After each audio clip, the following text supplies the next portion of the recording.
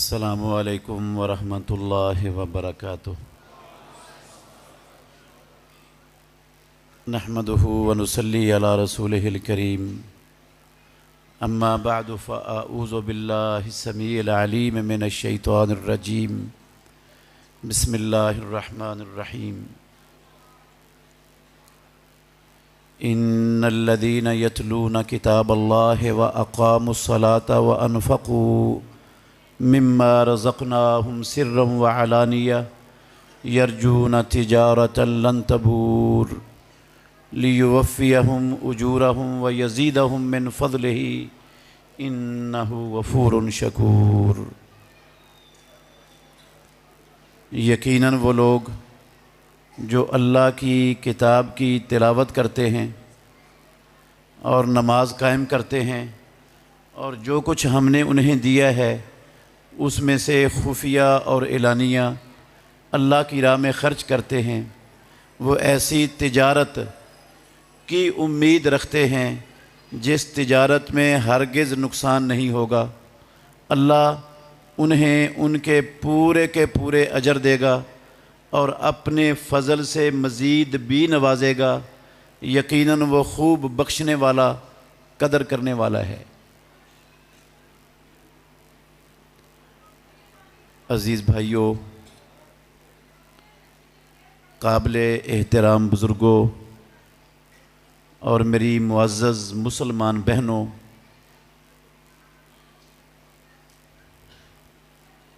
Stage پر ہماری جماعت کے سرمایہ، آپ کے محبوب خطبہ، علماء کرام الحمدللہ موجود ہیں۔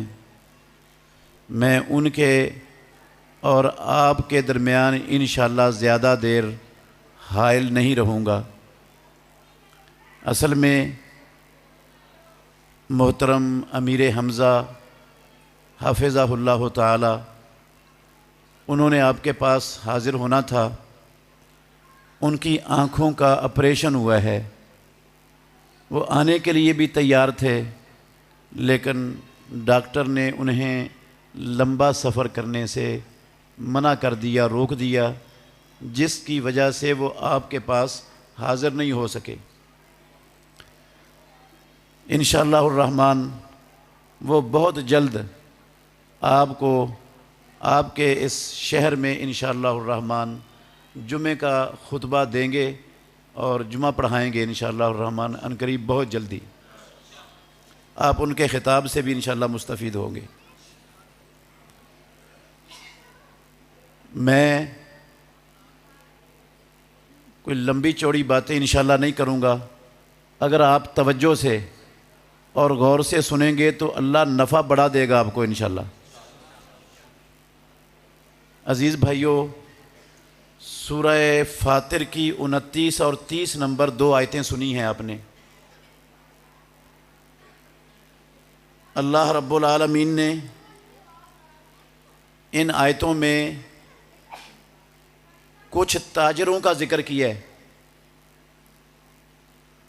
ان تاجروں کا ذکر کیا ہے جن کی تجارت میں گھاٹا، خسارہ، نقصان نہیں ہوتا، جن کی تجارت میں نفع ہی نفع ہے، نقصان ہے ہی نہیں۔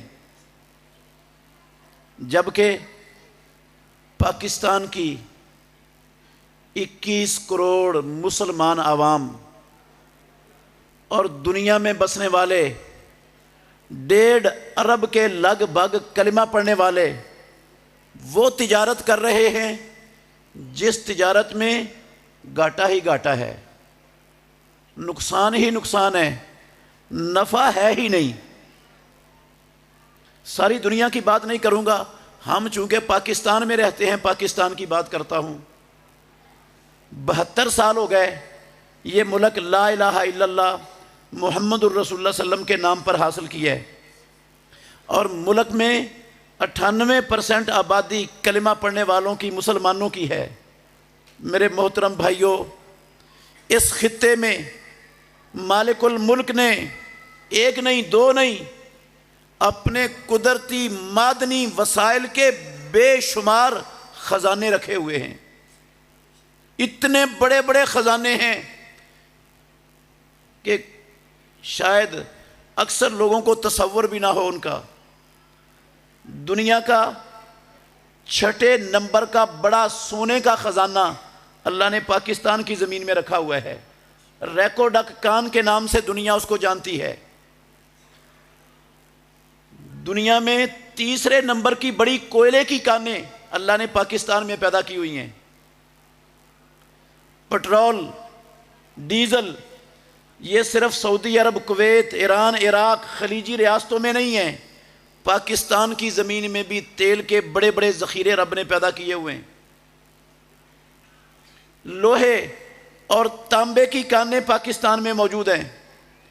قدرتی گیس کے کبھی بھی نہ ختم ہونے والے بڑے بڑے ذخائر اللہ نے اس زمین میں پیدا کیے ہوئے ہیں۔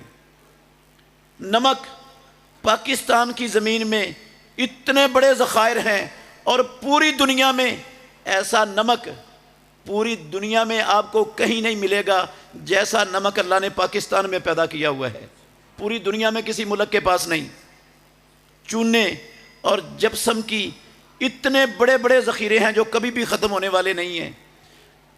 پہاڑوں میں قیمتی پتھر وافر مقدار میں موجود ہیں۔ محترم بھائیوں، پاکستان کی زمین دنیا کی ان زمینوں میں شمار ہوتی ہے جو سب سے زیادہ زرخیز ترین زمینیں ہیں۔ پاکستان کی زمین کو سیراب کرنے والا جو نہری نظام ہے، پوری دنیا میں کسی ملک کے پاس ایسا عالی شان اور عمدہ نہری نظام ہے ہی نہیں جیسا رب نے پاکستان میں پیدا کیا ہوا ہے، عطا کیا ہوا ہے۔ پاکستان میں فیکٹریوں اور کارخانوں کی کوئی کمی نہیں ہے۔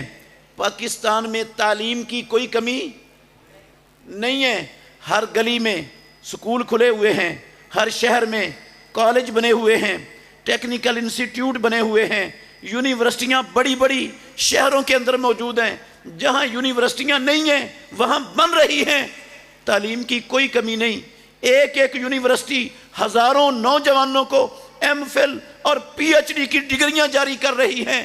پاکستان میں ہمارا سب سے بڑا بجٹ جو خرچ ہوتا ہے وہ تعلیم پر خرچ ہو رہا ہے۔ سب کچھ موجود ہے پاکستان میں۔ میں اس سے بھی اگر بڑی بات کہوں تو انشاءاللہ مبالغہ نہیں ہوگا۔ پاکستان کی عوام کو جو رب نے جفاکشی اور ذہانت کی صلاحیتیں عطا کی ہیں، یہ دنیا میں کم لوگوں کے پاس ہیں۔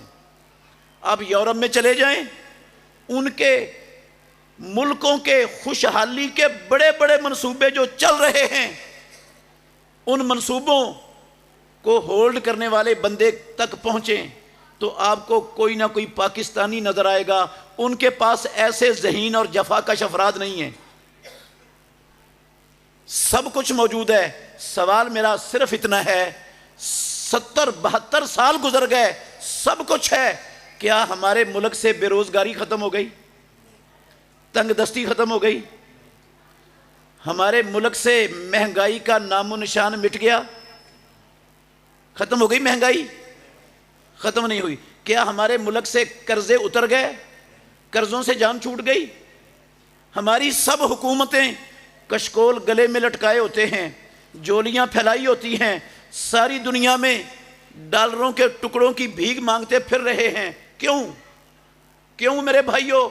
نہ ہمارا ملک بانج ہے، نہ پاکستان کی زمین بنجر ہے، نہ پاکستان کے باسی ڈل ہیں، نہ یہ اپاہج ہیں، سب کچھ رب کا دیا ہوا موجود ہے۔ پھر 72 سالوں میں ہم مہنگائی کی چکی میں کیوں پس رہے ہیں؟ 72 سالوں میں جس نظام تعلیم پر اربوں روپیہ ماہانہ پاکستان کی مسلمان عوام کا خرچ ہو رہا ہے، اس نظام تعلیم نے 72 سالوں میں کیا دیا؟ قرضوں سے جان چھڑا دی، مہنگائی ختم کر دی، بے روزگاری تنگ دستی ختم کر دی، بجلی اور گیس کی ساری ہماری ضروریات پوری کر دی۔ کیا دیا انہوں نے 72 سالوں میں؟ میرے بھائیوں، جواب سادہ سا اور صاف سا اور سیدھا سا ہے۔ میں نے جو کہا، ہم وہ تجارت کر رہے ہیں جس تجارت میں گھاٹا ہی گھاٹا ہے، خسارہ ہی خسارہ ہے، جس میں نفع سرے سے ہے ہی نہیں، کعبے کے رب کی قسم اٹھا کے کہتا ہوں، نہ دنیا میں اس تجارت کا نفع ہے، نہ آخرت میں نفع ہوگا، نہ دنیا میں نفع ہے نہ آخرت میں۔ تھوڑا سا غور کرنا، موٹی سی بات ہے، کیا جو ہمارا اسلام دین ہم جو لیے پھرتے ہیں، جو ہمارے پاس ہے، مسلمانوں کے پاس جو تجارت ہم کر رہے ہیں، جو تجارت اس دنیا کی عارضی فانی زندگی میں ہمیں قرضوں سے، مہنگائیوں سے، تنگ دستیوں سے، بے روزگاریوں سے جو تجارت نجات نہیں دے سکتی، وہ آخرت میں جہنم سے بچا لے گی؟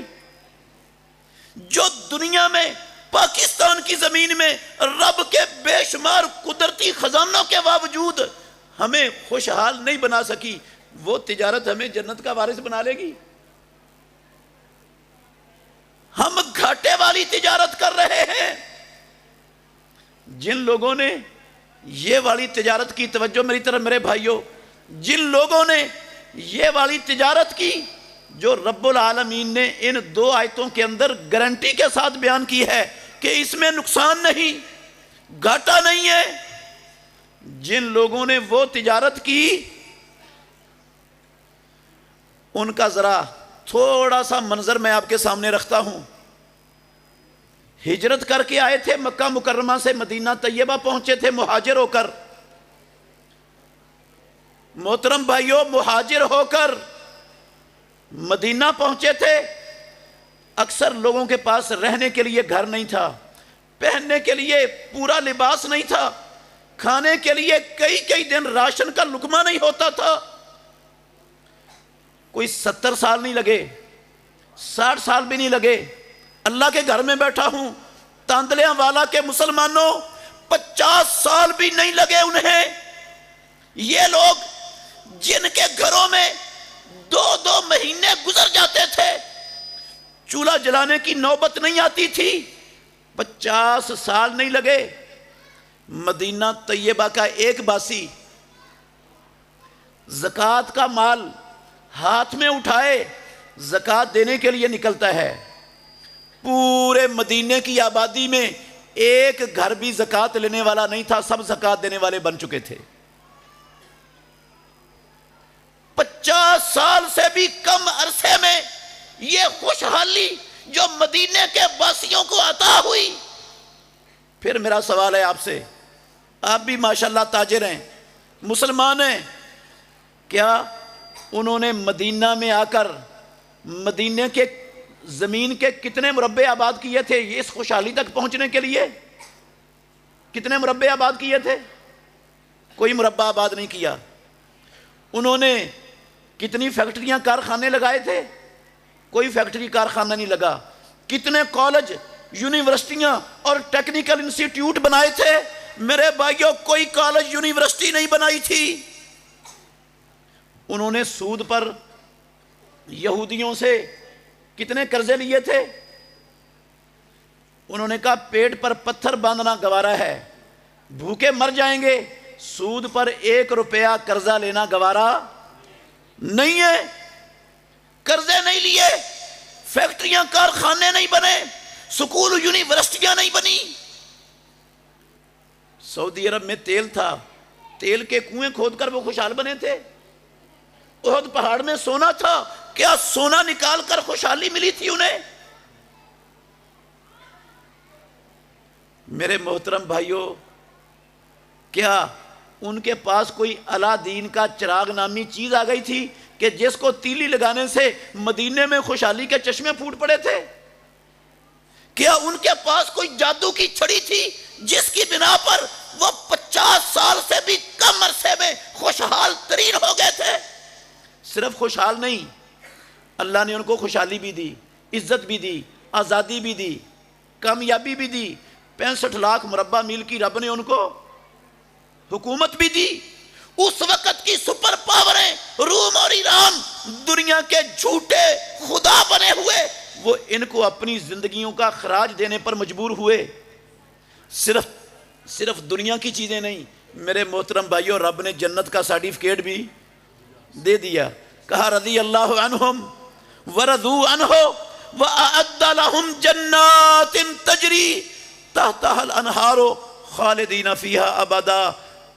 مسلمانوں اللہ ان پر راضی، وہ اللہ پر راضی. اللہ نے ان کے لیے جنتیں تیار کر دی جن کے نیچے سے نہریں بہ رہی ہیں، جن جنتوں میں ہمیشہ ہمیشہ رہیں گے. دنیا بھی بن گئی اور آخرت بھی بن گئی. کیا کیا تھا؟ کیا کیا تھا؟ علماء تشریف فرما ہیں، تاریخ کے ماہرین سے، دنیا کے اقتصادی ماہرین سے، معاشی ماہرین سے، سیرت نگاروں سے ایک سورس ان لوگوں کی خوشحالی، کامیابی، آزادی کا مجھے لا کر دکھا دو. اس آیت میں جو تجارت رب نے بیان کی ہے اس کے علاوہ منہ مانگا انعام دوں گا اسے. ایک سورس. وہ کس بنا پر خوشحال بنے تھے؟ ساری دنیا کی حکومت ملی تھی، عزتیں آزادیاں ملی تھیں، کامیابیاں ملی تھیں، جنت کے سرٹیفکیٹ ملے تھے. کیا تھا ان کے ہاتھ میں؟ یہی والی تجارت جس کی گارنٹی رب العالمین نے دی ہے کہ اس میں گھاٹا. وہ تجارت ہے کیا؟ تھوڑا سا تعارف کرواؤں گا، زیادہ لمبا نہیں انشاءاللہ. ایک ہی جز کا، ایک ہی حصے کا تعارف کرواؤں گا. 3 چیزیں بیان کی ہیں رب نے ان آیتوں میں. فرمایا ان الذین یتلون کتاب اللہ، یقیناً وہ لوگ جو اللہ کی کتاب کی تلاوت کرتے ہیں. توجہ میری طرف رکھنا میرے بھائیوں. یقیناً وہ لوگ جو اللہ کی کتاب کی تلاوت کرتے ہیں. یہ اللہ کی کتاب کی تلاوت یہ تجارت ہے.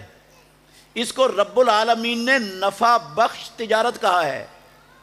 یہ تجارت آخرت کی تجارت نہیں ہے صرف، یہ دنیا کی بھی تجارت ہے اور آخرت کی بھی تجارت ہے.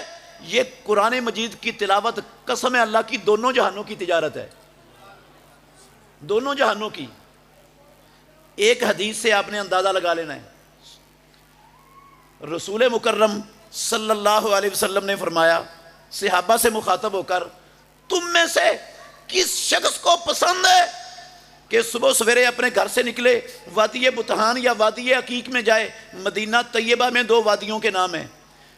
بڑی بڑی کوہانوں والی 2 اونٹنیاں بغیر کوئی گناہ کیے، بغیر کوئی رشتہ داری توڑے اس کو مل جائیں. تم میں سے کس کو پسند ہیں؟ صحابہ نے کہا اللہ کے نبی ہر ایک کو پسند ہے. 2 اونٹنیاں مل جائیں تو کون ہے جس کو پسند نہیں ہے؟ نہ کوئی چوری کرنی پڑے، نہ ڈاکہ ڈالنا پڑے، نہ خیانت کرنی پڑے، نہ رشوت کرپشن کا جو ہے نا وہ کام کرنا پڑے، نہ کسی کو ناراض کرنا پڑے. مل جائیں اور کیا چاہیے کسی کو.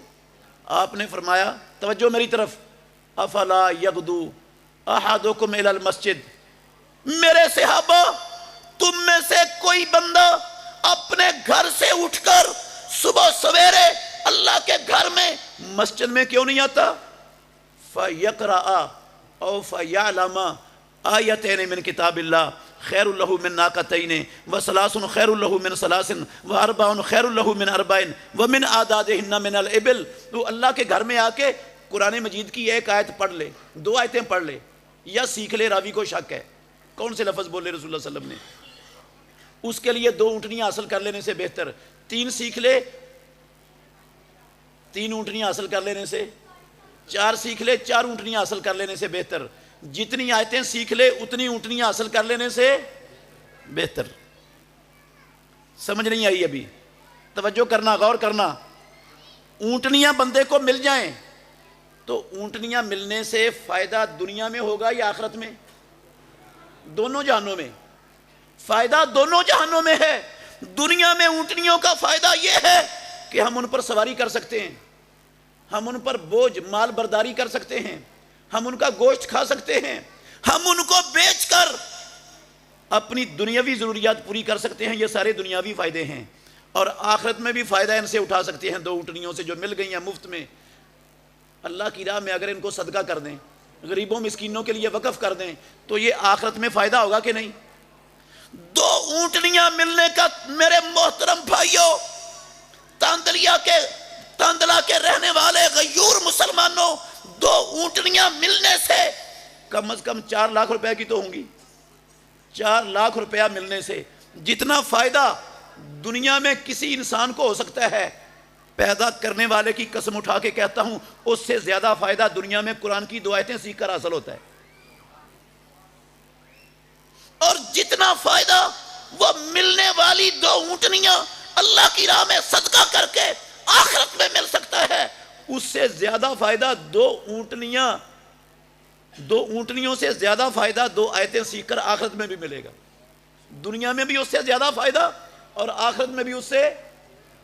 اور آپ نے سنا صحابہ نے یہ قرآن مجید کی تلاوت کی، ان کو 2 4 10 100 1000 اونٹنیوں سے زیادہ فائدہ دنیا میں ملا کہ نہیں ملا؟ اور آخرت میں ملا کہ نہیں ملا؟ دنیا میں بھی ملا، آخرت میں بھی ملا.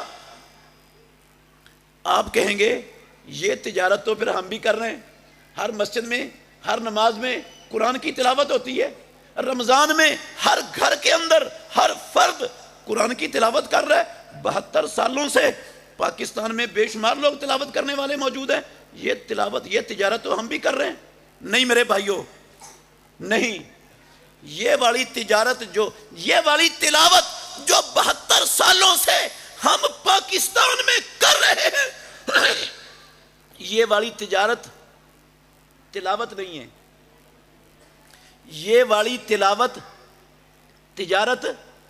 نہیں ہے. اور اس سے بھی بڑی بات کہہ دوں، قرآن مجید پروردگار نے صرف اس والی تلاوت کے لیے اتارا ہی نہیں.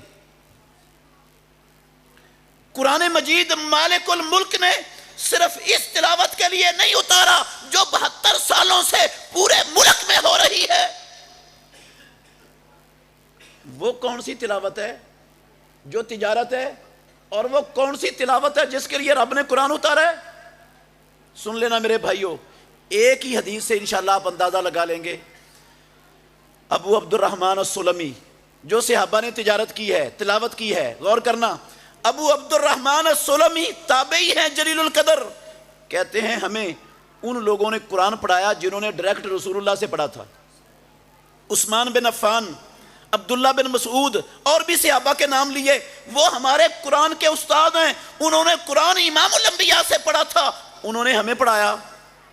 ہمیں کیسے قرآن پڑھاتے تھے؟ توجہ، ہمیں کیسے قرآن پڑھاتے تھے؟ کہتے ہیں کننا نقرأ العشر الآیات، یہ ان کے لفظ سنا رہا ہوں. ہم قرآن کی 10 آیتیں پڑھتے تھے. ہم قرآن کی 10 آیتیں پڑھتے تھے، لا نتجاوزها. 10 آیتیں پڑھ کر ہم اگلی 10 آیتیں نہیں پڑھتے تھے، نہیں سیکھتے تھے. حتی نعلم ما فیہا، جب تک ہم جان نہیں لیتے تھے مالک الملک نے ان 10 آیتوں کے اندر ہمیں پیغام کیا دیا ہے، ہمارے لیے حلال کیا کیا ہے، حرام کیا کیا ہے، حکم کس چیز کا دیا ہے، روکا کس سے ہے. ماں باپ کے، اولاد کے، زوجین کے، رشتہ داروں کے، ہمسایوں کے حقوق رب نے کیا بتائے ہیں، معیشت، معاشرت کے طریقے، اصول کیا سمجھائے ہیں. جب تک ہم جو ان 10 آیتوں میں پیدا کرنے والا پیغام اپنے بندوں کو دینا چاہتا تھا، جب تک ہم وہ پیغام اچھی طرح جان نہیں لیتے تھے، وَنَعْمَلَ عَلَيْهَا، اور اس پیغام کو جان کر اس پر عمل نہیں کر لیتے تھے، ہم اگلی 10 آیتیں شروع نہیں کرتے تھے. پہلے 10 آیتوں کے لفظ سیکھے، پھر 10 آیتوں کا معنی سمجھا، پھر ان 10 آیتوں کے معنی کے مطابق اس پر عمل کیا. جب تینوں چیزیں مکمل ہو گئی تو پھر اگلی 10 آیتیں پڑھنے کے لیے استاد صاحب کے سامنے بیٹھ گئے. میرے بھائیوں انصاف سے بتائیے، یہ والی تلاوت ہے ہمارے معاشرے میں؟ یہ والی تلاوت موجود ہے؟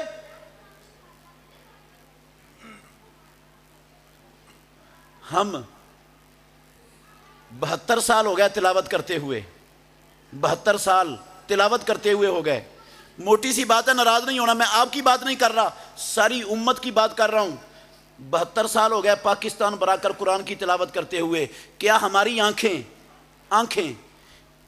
آنکھوں کا جو حدود اربع رب نے قرآن میں لکھ دیا، کہاں یہ آنکھیں استعمال کرنی ہیں اور کہاں نہیں کرنی، کیا ہماری آنکھیں اس کے مطابق استعمال ہو رہی ہیں؟ ہماری زبان قرآن مجید میں ایک نہیں بہت سی آیات ہیں جن میں مالک الملک نے مجھے آپ کو زبان کا استعمال کا طریقہ بتایا ہے، کہاں کرنی ہے، کیسے کرنی ہے، کہاں نہیں کرنی. کیا ہماری زبان اس کے مطابق استعمال ہو رہی ہے جو رب نے قرآن میں لکھ دیا، جو ہمیں سمجھا دیا؟ کیا ہمارے کان، ہمارے ہاتھ، ہماری ٹانگیں کیا اس کے مطابق چل رہی ہیں؟ کیا میرا 5 فٹ کا وجود، میرا لباس، اور میرے محترم بھائیوں میرا ہیئر سٹائل، کیا جو قرآن نے ایک مسلمان کا ہیئر سٹائل اور لباس متعین کیا ہے، کیا میں نے اپنے اوپر اس کو لاگو کر لیا؟ کیا میرا گھر، میرے گھر کی 4 دیواری، کیا میرے گھر کی 72 سال ہو گئے، 72 سال ہو گئے قرآن کی تلاوت کرتے ہوئے، کیا میرے گھر کی 4 دیواری میں قرآن کے اصول، قرآن کا حکم نافذ ہو گیا؟ کیا میری جوان بیٹیاں اپنے کزنوں سے پردہ کرتی ہیں؟ میری بہنیں اپنے کزنوں سے پردہ کرتی ہیں؟ میری بیوی اپنے دیور اور جیٹھ سے پردہ کرتی ہے؟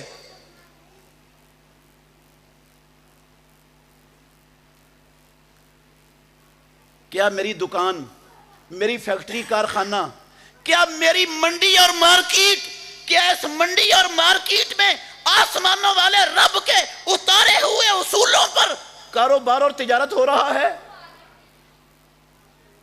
اور میرے محترم بھائیوں، کیا میری چوکی، میرا تھانہ، میرا civil court, session court, high court, supreme court, کیا ان میں قرآن چل رہا ہے، نافذ ہے؟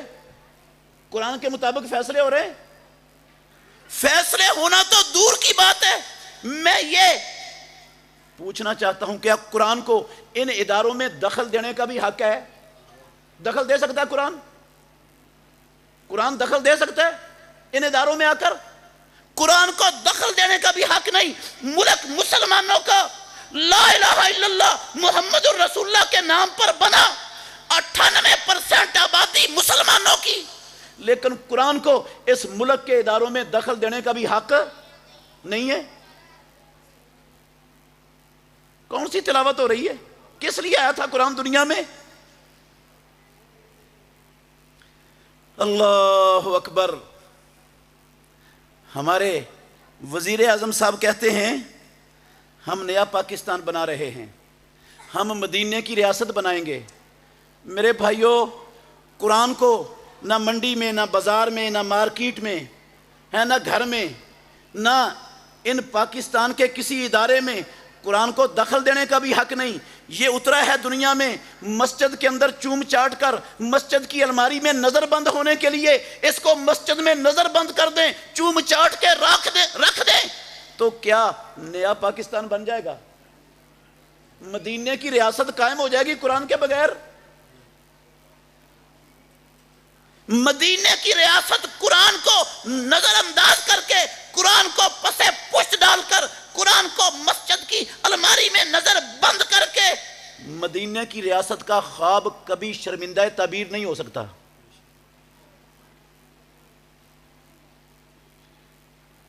ہم نے ناراض نہیں ہونا، مسلمانوں کی بات کر رہا ہوں، سب کی.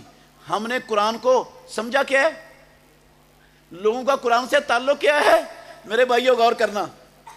ہم نے سمجھا ہے قرآن اترا ہے تعویذ بنا کر گلے میں ڈالنے کے لیے، بازو پر، ٹانگ پر باندھنے کے لیے، کٹوری میں، پلیٹ میں لے کر گھول کر پینے کے لیے رب نے اتارا ہے قرآن. یا قرآن اترا ہے جھوٹی قسم اٹھانے کے لیے. سر پہ رکھ لو، مسجد میں آ کر قرآن پہ ہاتھ رکھ کے جھوٹی قسم اٹھا لو، اس لیے رب نے بھیجا دنیا میں. جس عدالت میں چاہو قرآن پر قسم اٹھا کے اپنے حق میں دوسرے کا حق اپنے نام کروا لو.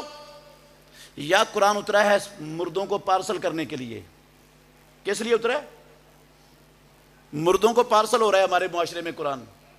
یا قرآن اترا ہے چوم کر، آنکھوں سے، سینے سے لگا کر، ریشمی گلاب میں لپیٹ کر اس کو الماری میں اونچی جگہ پر ٹکانے کے لیے بس.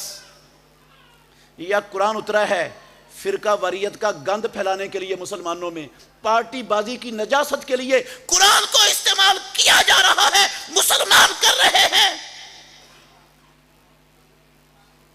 یا قرآن اترا ہے زیادہ سے زیادہ کس لیے؟ لفظی تلاوت کے لیے. کس لیے اترا ہے؟ اور میرے بھائیوں کس لیے اترا ہے؟ زیادہ سے زیادہ بھی اترا ہے تو کس لیے؟ لفظی تلاوت. اور لفظی تلاوت کا بھی جو ہے نا ہمارے معاشرے کے اندر آہستہ آہستہ ختم ہوتا جا رہا ہے سلسلہ. لفظی تلاوت کا سلسلہ بھی ختم ہو رہا ہے. اب تلاوت ہو رہی ہے فیس بک کی، اب تلاوت ہو رہی ہے یوٹیوب کی. ہر جوان کے، ہر عورت کے، ہر بوڑھے کے، ہر تاجر کے ہاتھ میں ٹچ موبائل ہے. اس کو فیس بک اور یوٹیوب سے فرصت نہیں ہے، نہ نماز کی، نہ قرآن پر غور کرنے کی، نہ بوڑھے ماں باپ کی خدمت کی، نہ رب کے دین کی،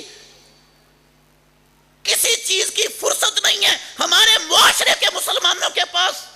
میں اللہ کے گھر میں بیٹھا ہوں، اللہ وجہ البصیرت کہہ سکتا ہوں. آپ چلے جائیں یہ پاکستان کے ماشاءاللہ مسلمانوں کی بستیوں میں، ان کے ملکی اداروں کے اندر 70% ہندو، یہودی، عیسائی، کمیونسٹ، بدھ مت نہیں، 70% مسلمان آپ کو ایسے ملیں گے جو قرآن کی لفظی تلاوت بھی نہیں کر سکتے، جن کو لفظی طور پر بھی قرآن پڑھنا نہیں آئے گا. 70% آبادی مسلمانوں کی یہ کیفیت. اور صورتحال کیا ہے ہماری؟ قرآن کے ساتھ سلوک کیا ہے؟ ہم کہتے ہیں ہم قرآن کی تلاوت کر رہے ہیں، قرآن کے ساتھ سلوک کیا ہے؟ بچہ پیدا ہو گیا گھر میں، اللہ سب لوگوں کو بچے عطا فرمائے. یا اللہ جن کے پاس اولادیں نہیں ہیں ان کو تو اپنے فضل سے، اپنی رحمت سے اولادیں عطا فرما دے. یا اللہ جو نرینہ اولاد سے محروم ہے ان سب کو نرینہ اولاد عطا فرما دے. بچہ پیدا ہو گیا، بچہ بڑا ذہین، قدرتی طور پر اللہ نے اس کو بڑی ہی صلاحیتیں دے کر پیدا کیا. بولنے لگا تو جو لفظ سنتا ہے اس کو یاد ہو جاتا ہے. بچپن میں ہی سمجھدار لوگوں کی باتیں شروع کر دیتا ہے. ماں باپ بڑے خوش ہوتے ہیں، اللہ نے بڑا قیمتی بچہ دیا ہے، بڑا صلاحیتوں والا بچہ دیا ہے. اور ہر ماں باپ سوچتا ہے کہ یہ جو بچے کے اندر صلاحیتیں رکھی ہیں نا رب نے، ان صلاحیتوں کو نکھارنے والا جو ہمارے علاقے کا سب سے مہنگا مشنری سکول ہوگا نا، وہ ہمارے بچے کی ان خوبیوں کو نکھارے گا. صحیح معنوں میں اس کو ادھر داخل کروانا ہے. صحیح کہہ رہا ہوں یا غلط کہہ رہا ہوں؟ جو سب سے مہنگا عیسائیوں کا، اسلام دشمنوں کا، سیکولر شیطان کے علمبرداروں کا سب سے مہنگا ادارہ ہوگا، ہم اپنے اس ہونہار ذہین بچے کو وہاں داخل کروائیں گے. ٹھیک ہے، داخل ہو گیا بچہ، prep, KG 1 2 nursery, primary, middle, high, F S C, BSc، MSc، MPhil، PhD، CSS کا امتحان بھی اچھے نمبروں میں پاس کر لیا. ساری ڈگریاں اچھے نمبروں میں اور CSS کا امتحان بھی پاس. اب CSS کا امتحان پاس کرنے کے بعد نمبر بھی اچھے تھے، ذہانت بھی بڑی تھی، اچھی نوکری مل گئی، گاڑی بھی مل گئی، بیٹ مین بھی مل گیا، بنگلہ بھی مل گیا، اچھی تنخواہ بھی لگ گئی. ماں باپ پتہ کیا کہتے ہیں؟ رب نے تو ساڈی باں پھڑ لئی، رب نے ساڈی باں پھڑ لئی، رب نے بڑا ہونہار، بڑا لائق بچہ ہمیں دیا ہے. میں اللہ کے گھر میں بیٹھا ہوں، قسم اٹھا کے کہہ سکتا ہوں آپ CSS کر کے یہ بڑی بڑی ملازمتیں کرنے والے مسلمانوں کے بچے ہیں، یہ کافروں کے نہیں ہیں، ان کو اکٹھا کر لیں. اللہ کے گھر میں بیٹھا ہوں، اللہ وجہ البصیرت کہہ سکتا ہوں ان میں سے 95% لوگ محمد الرسول اللہ صلی اللہ علیہ وسلم کی نماز کا طریقہ نہیں جانتے. امام الانبیاء نماز کیسے پڑھتے تھے ان کو طریقہ نہیں آتا، CSS کر چکے ہیں. نماز تو دور کی بات ہے، میں کہتا ہوں ان کو امام الانبیاء کے قسم اللہ کی وضو کا طریقہ بھی نہیں آتا ہوگا. ان سے پوچھیں اللہ کے نبی کا وضو کیا تھا، شروع سے لے کر آخر تک سنا دیں، نہیں سنا سکیں گے آپ کو. یہ نماز روزہ یہ بھی بات کا مسئلہ ہے. یہ بھی بات میں کہتا ہوں ان لوگوں سے CSS کا امتحان پاس کرنے والوں سے پوچھیں اللہ میں اور محمد الرسول اللہ میں کیا فرق ہے، نبیوں میں اور رسولوں میں کیا فرق ہوتا ہے، خالق اور مخلوق کا کیا فرق ہے. میں کعبے کے رب کی قسم اٹھا کے کہتا ہوں 95% یہ CSS والے نہیں سمجھا سکیں گے آپ کو. رب کی بھی پہچان نہیں ہے کہ رب کیا ہے، اس کی صفات کیا ہیں، اس کی خصوصیات کیا ہیں، نہیں جانتے۔ بچے کن کے؟ ہندوؤں یہودیوں کے نہیں، مسلمانوں کے ملک میں پیدا ہوئے حاجیوں، نمازیوں کے، اہل حدیثوں کے، عاشقان، غلامان کے، نعرے لگانے والوں کے۔ رب میں اور مخلوق میں فرق کی سمجھ، رب کی پہچان ہی نہیں۔ کیوں نہیں ہے؟ کیوں نہیں ہے میرے بھائیوں؟ توجہ، کیوں نہیں ہے؟ اس لیے نہیں ہے کہ ہمارے تعلیمی نصاب میں یہ چیزیں موجود ہی نہیں ہیں کہ وہ پڑھتے۔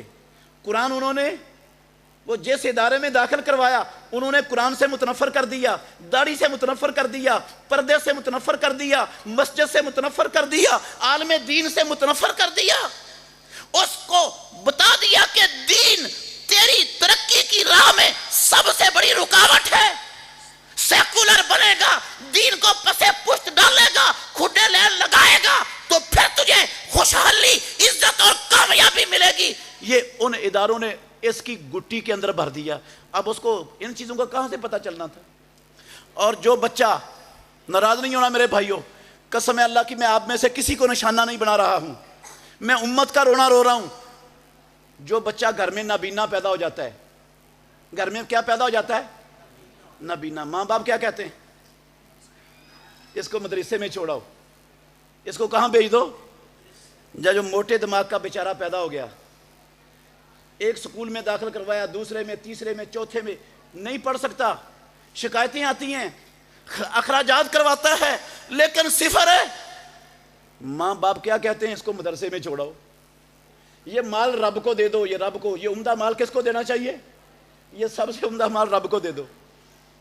صحیح کہہ رہا ہوں یا غلط کہہ رہا ہوں؟ اہل حدیث، نمازی، حاجی، بڑے بڑے دیندار، اللہ کی قسم کسی ہونہار ذہین بچے کو جو ہیرا رب نے دیا ہو ان کا، اس کو وہ کتاب و سنت کا کبھی عالم بنائیں گے؟ سوال ہی پیدا نہیں ہوتا۔ الا ماشاءاللہ 1000 میں سے ایک خاندان ممکن ہے ایسا مل جائے۔ ہمارے معاشرے میں 1000 خاندانوں میں سے ایک خاندان ہوگا ایسا۔ جب ہمارا قرآن کے ساتھ یہ سلوک ہوگا تو پھر میرے بھائیوں خوشحالی ملے گی، عزت ملے گی، آزادی ملے گی۔ IMF، ورلڈ بینک، UNO، یہ FATF کے 35 37 اسلام دشمن، رب کے دشمن بھیڑیے، ان سے ہم آزادی پائیں گے، عزت ملے گی، آخرت میں جنت ملے گی قرآن کے ساتھ یہ سلوک کر کے۔ رب نے قرآن عزت دینے کے لیے بھیجا تھا، ذلتوں سے نکالنے کے لیے بھیجا تھا۔ 2 آیتیں سنا کر میری بات ختم ہے، توجہ کرنا ذرا۔ اللہ نے کہا فَإِمَّا يَأْتِيَنَّكُم مِّنِّي هُدًى، مسلمانوں تمہارے پاس میری بھیجی ہوئی ہدایت آئے گی، فَمَن تَابِعَ هُدَايَا، جس نے اپنے عقیدے کو، اپنے عمل کو، اپنی تجارت کو، سیاست معیشت کو، اپنے تعلیم کو، اپنے گھر کے ماحول کو، فیکٹری کارخانے کو، اپنے اداروں کو، اپنی زندگی کی ایک ایک چیز کو اس میری بھیجی ہوئی ہدایت کے تابع کر لیا، لا خوف علیہم ولا ہم، نہ کوئی خوف ہوگا، نہ امریکہ کا، نہ FATF کا، نہ ورلڈ بینک کا، نہ UNO سلامتی کونسل کے مشٹنڈوں کا، نہ دنیا میں کسی اور شیطان کا کوئی ڈر، کوئی خوف نہیں ہوگا، ولا ہم یحزنون، غمگین بھی نہیں ہوں گے۔ دوسرے مقام پہ فرمایا فَإِمَّا يَأْتِيَنَّكُم مِّنِّي هُدًى، مسلمانوں تمہارے پاس تمہارے پروردگار کی طرف سے بھیجی ہوئی ہدایت، رہنمائی، ایک کتاب آئے گی۔ یہ 124 نمبر آیت ہے سورہ طٰہٰ کی۔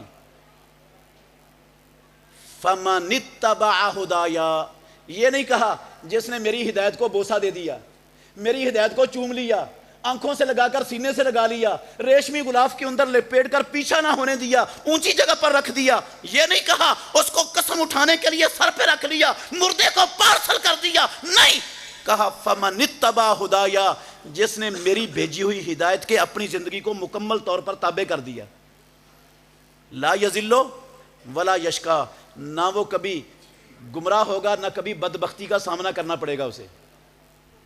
اور تصویر کا دوسرا رخ رب نے دکھایا، غور کرنا، تصویر کا دوسرا رخ کہا وَمَنْ أَعْرَضَ عَنْ ذِكْرِي فَإِنَّ لَهُ مَعِيشَةً ضَنْكًا، جس نے میرے ذکر سے منہ موڑا، پس پشت ڈالا، اس پر تدبر نہ کیا، اس پر عمل، اس کو سمجھنے کی اور اس سے رہنمائی لینے کی کوشش نہ کی۔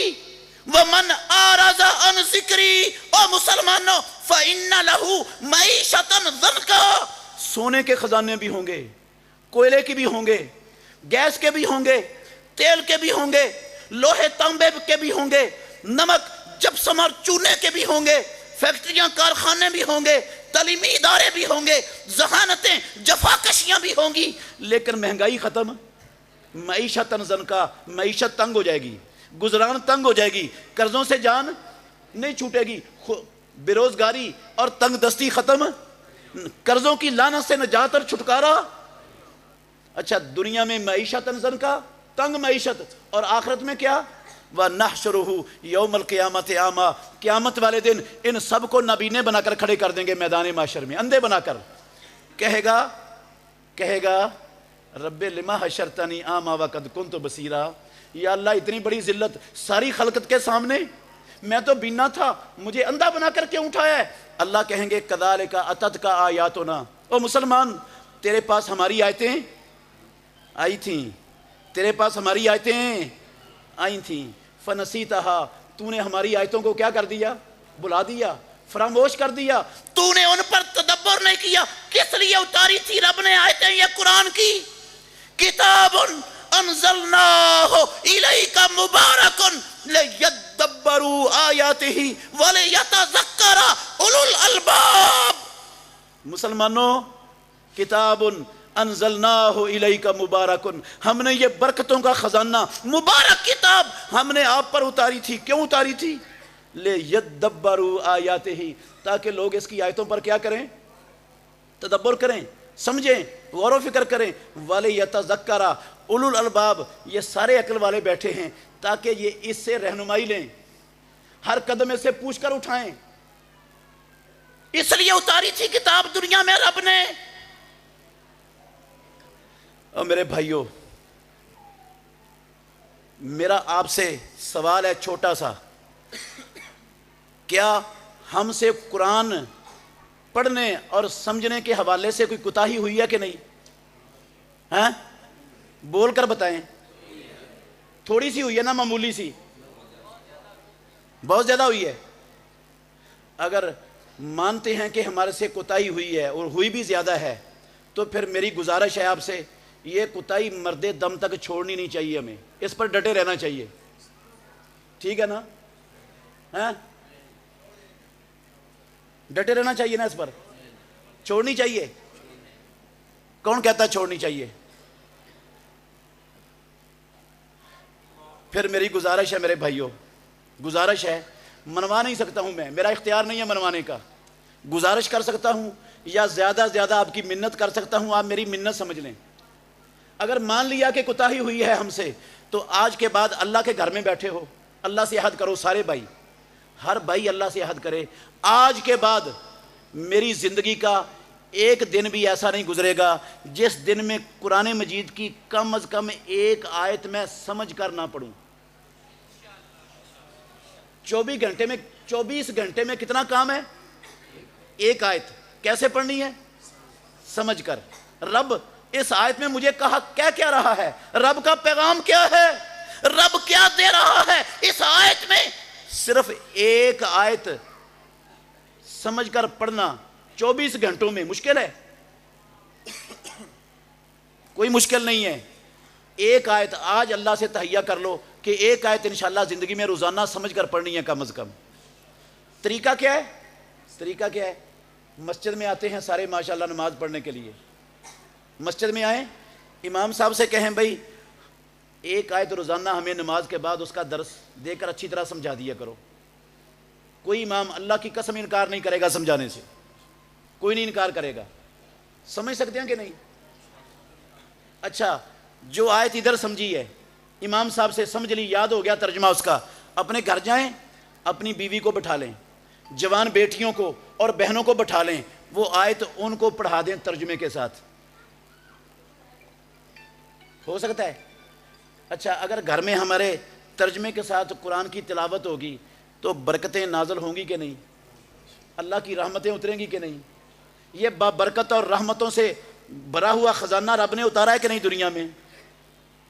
کیا ہم گمراہیوں سے، غموں سے، پریشانیوں سے اور خوفوں سے نجات پائیں گے یا نہیں؟